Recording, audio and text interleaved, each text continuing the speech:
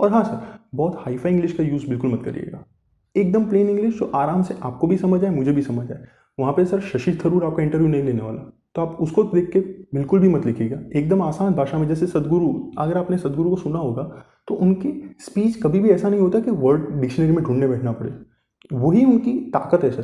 तो अगर आप भी एक एसओपी लिख रहे हो तो मैं आपको सजेस्ट करूँगा बहुत ईजी और बहुत प्लेन और बहुत सिंपल वर्ड्स यूज़ करिएगा सर एसओपी के अंदर। नमस्कार, मेरा नाम है दीप बख्शी और मैं फ़िलहाल कर रहा हूँ पीएचडी आईआईसी बेंगलोर से। आपको अभी तक पता तो चल ही गया होगा कि इस वीडियो में हम किस बारे में बात करेंगे। जी हाँ, हम इस बारे में कि एसओपी कैसे लिखे जाए।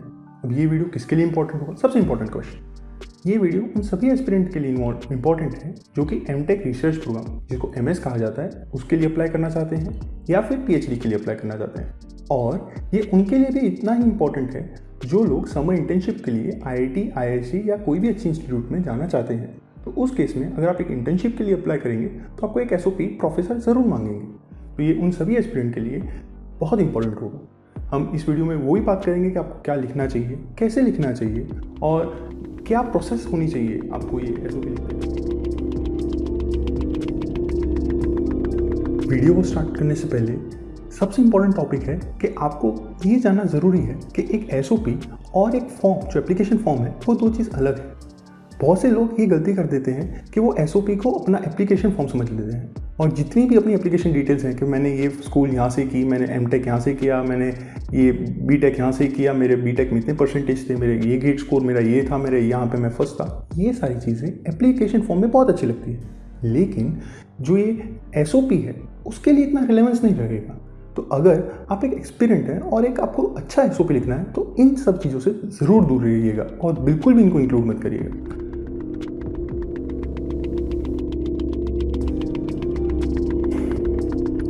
एसओपी कोई मैथ्स का फॉर्मूला तो है नहीं कि 2 + 3 = 5, हर एक का आंसर सेम होगा। ये एसओपी एक यूनिक चीज़ है जो हर एक इंडिविजुअल अपने हिसाब से उसको मॉडिफाई करना चाहिए और एक अपना यूनिकनेस उसमें दिखानी चाहिए। अगर मैं अपने बारे में कहना चाहूँ कि मेरे हिसाब से कौन सा एसओपी सबसे अच्छा होगा, वो एक कहना राइट होगा। ऐसा कह दूँ मैं अगर कि यही एसओपी राइट है, एकदम गलत स्टेटमेंट होगा सर। तो अगर इस वीडियो में जो मैं बात करूँगा वो मेरे हिसाब से कौन सा एसओपी अच्छा हो सकता है आपके लिए और आपके सिलेक्शन के चांसेस बढ़ाने के लिए, उस बारे में मैं इस वीडियो में आपके साथ बात करूँगा। अगर मुझसे कहे कि एसओपी को आपको लिखना है तो सबसे पहले स्टार्टिंग आप कैसे करेंगे, क्योंकि सबसे इंपॉर्टेंट स्टार्टिंग है। तो अगर आपको एक अच्छा एसओपी लिखना है मेरे हिसाब से, तो स्टार्टिंग आपको एक कोट से करनी चाहिए। मुझे एक कोट बहुत पसंद है और जनरली मैं अगर कोई एप्लीकेशन फॉर्म में एसओपी अगर कंपलसरी होगा तो मैं वही लिखता हूँ। ज्ञान ही वो नौका है जो पाप रूपी समुद्र से हमें बचा सकती है। अब यहाँ पे ये कोट का इंपॉर्टेंस हो गया कि एजुकेशन बहुत इंपॉर्टेंट है। अगर आपको फर्दर स्टडीज़ के अंदर अप्लाई कर रहे हैं तो आप एजुकेशन में जा रहे हैं, यानी आपको फर्दर स्टडीज़ चाहिए, तो उस केस में ये जो कोट है वो बहुत हद तक हेल्प कर सकता है। अब ये ज़रूरी नहीं कि आप हर जगह यही कोट लिखें। आप अपना कोट अपने हिसाब से ढूंढें कि आपके जो लिखेंगे अपना एसओपी, उसमें आपका कौन सा कोट है जो बेस्ट फिट कर रहा है।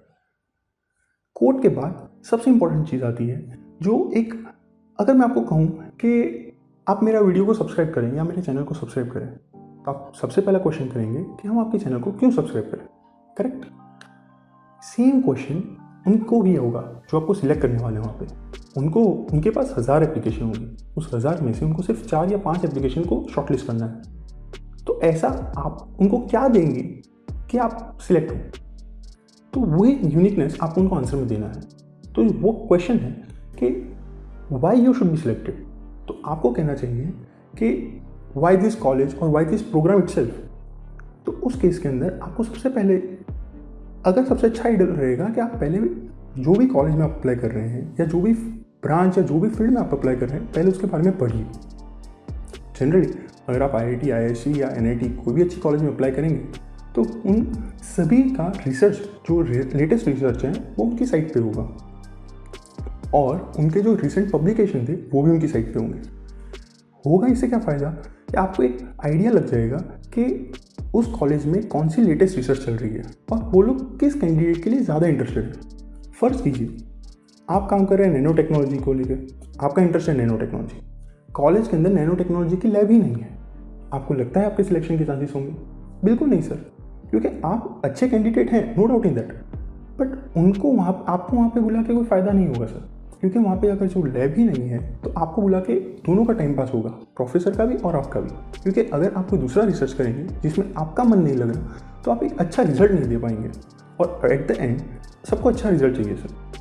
तो सबसे इंपॉर्टेंट है कि आप पहले उनके जो लैब है, उनके पास कौन सी लैब है, उनकी फैकल्टी किस टॉपिक या किस रिसर्च पे काम कर रहे हैं, पहले आप उनको एनालाइज कीजिए, और आपके क्या अलाइनिंग थॉट्स हैं क्या उनके साथ, सबसे पहले इंपॉर्टेंट।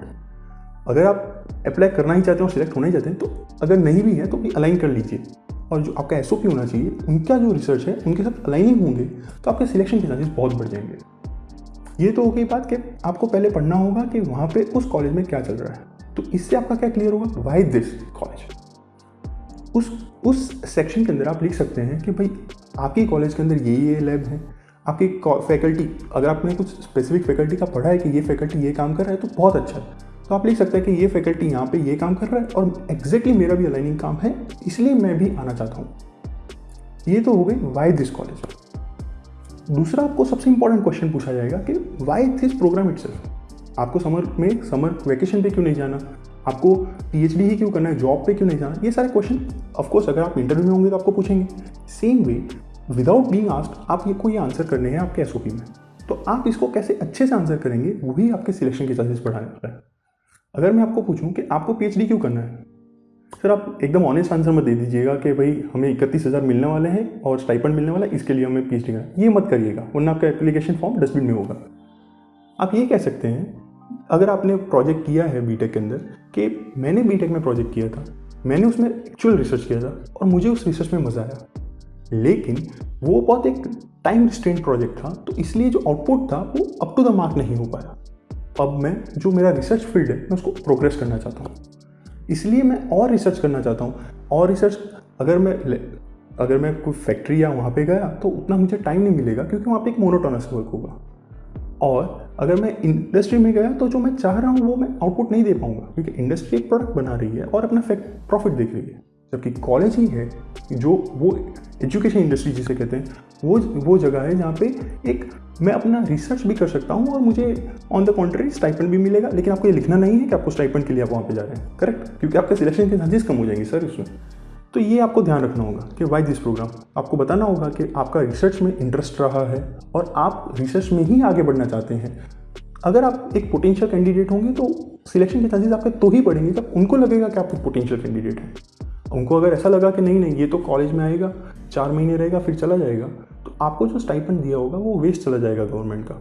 इसलिए वो ये सबसे पहले देखेंगे कि आप एक प्लान क्या है आपका कॉलेज के आने के बाद क्या। आप जैसे अगर आप कंपनी में बैठेंगे तो आपको सबसे इंपॉर्टेंट क्वेश्चन पूछा होगा कि where do you see down the line after 5 years और 10 years और 20 years। तो उसका क्वेश्चन का सबसे इंपॉर्टेंट है कि अगर आप कहते हैं कि हाँ मैं तो दूसरी कंपनी में चला जाऊँगा, जंप ले लूँगा, तो आपको नहीं सिलेक्ट करेंगे सर। आप जनरली आपका आंसर होगा कि मैं आपकी कंपनी में ग्रोथ एक अच्छी हो और मैं एक अच्छी पोजीशन पे जाऊँ, मैं ये देख रहा हूँ। सेम वे अगर ये आप एसओपी में लिख रहे हैं तो आपको भी यही आंसर देना है कि मैं अभी आपकी कॉलेज में आके अच्छी रिसर्च करना चाहता हूँ, जिससे मेरे जो फ्यूचर रिसर्च हैं और फ्यूचर प्रोजेक्ट्स हैं वो बहुत अच्छे हों, मेरा नाम अच्छा इस्टेब्लिश हो, और क्योंकि एक अच्छा कंट्रीब्यूशन मैं सोसाइटी को दे सकूँ। ये एक इंपॉर्टेंट आंसर होगा सर। अगर आप कभी भी कनेक्ट करेंगे अपना आंसर सोसाइटी के साथ तो एक अच्छा इंपैक्ट देखेगा। क्योंकि कभी भी साइंटिस्ट या कोई भी रिसर्चर होता है वो कभी एक प्रॉफिट देख के रिसर्च नहीं करता होता। कोई भी रिसर्चर या साइंटिस्ट हमेशा कैसे सोसाइटी को मैक्सिमम प्रॉफिट हो सके या मैक्सिमम कंट्रीब्यूट कर सके, उनका मेन यही एम होता है। तो अगर आप भी वही वर्ड्स या वही शब्द का यूज़ करेंगे तो आपके सिलेक्शन के चांसेस बहुत बढ़ने वाले हैं उसमें।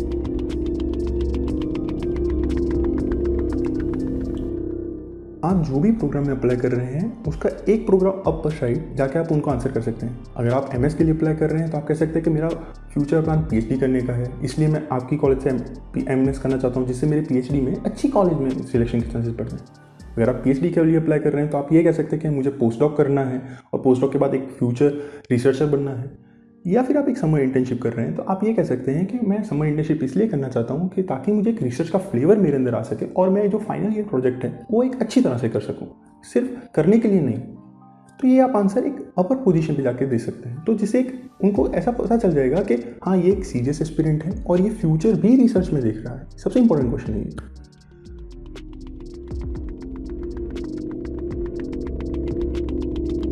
अगर आप एक समर इंटर्न हैं तब तो ये पॉइंट आपके लिए वैलिड नहीं है, लेकिन अगर आप एक MS या एक PhD एप्लीकेंट हैं तो आपको एक ज़रूर मेंशन करना चाहिए कि आपके पास के प्रोजेक्ट्स कौन से थे।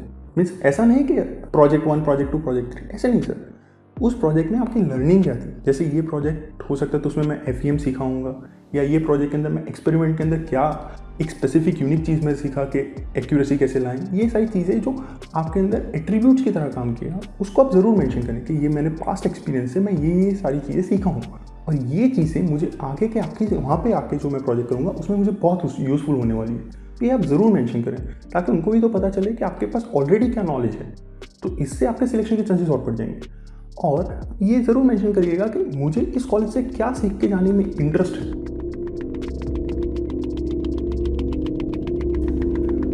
आई गेस सर ये सारे पॉइंट्स वर्थ इनफ हैं, और इतने ही पॉइंट्स बहुत हद तक आपको बेनिफिट या एक सीट आपको दिलाने में बहुत हेल्प कर देंगे।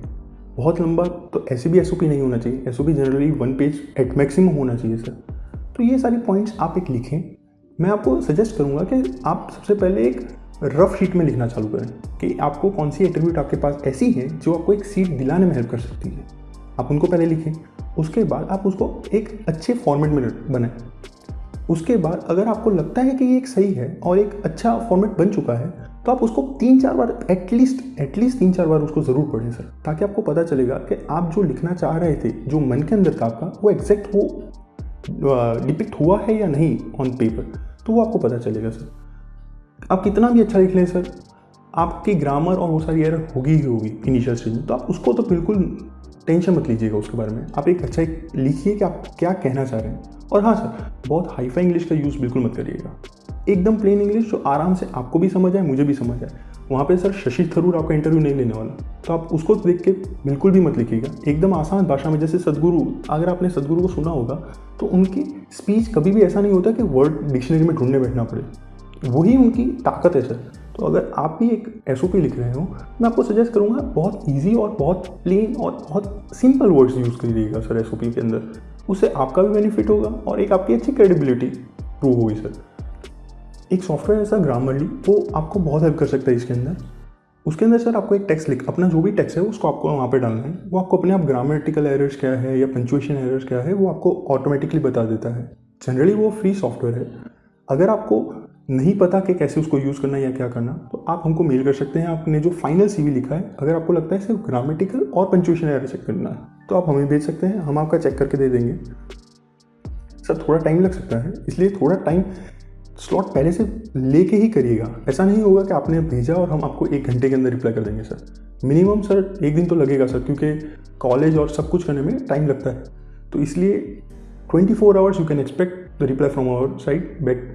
सो you can expect a reply from us within 24 hours sir. इस चैनल पे सर मैं हर सैटरडे वीडियोस अपलोड करूँगा। तो अगर आपने अभी तक चैनल को सब्सक्राइब नहीं किया तो कर लीजिए, बेटर होगा सर आपके लिए। इस चैनल में सर मैं IIT, ISC और NIT उनके रिलेटेड वीडियोस बनाऊंगा, और कैसे आपके सिलेक्शन चांसेस वहाँ पे बढ़ेंगे वो उस बारे में भी मैं इस चैनल पे बात करूँगा सर। अगर आपको कोई स्पेसिफिक वीडियो चाहिए कि सर ये टॉपिक या ये स्पेसिफिक टॉपिक पे बना दीजिए वीडियो, तो आप कमेंट सेक्शन पे लिख सकते हैं। मैं ट्राई करूँगा कि मैं उस टॉपिक पे वीडियो बनाऊँ। Wish you a very happy and healthy and prosperous life, and wish you all the success that is waiting for you sir in the near future sir. Bye sir.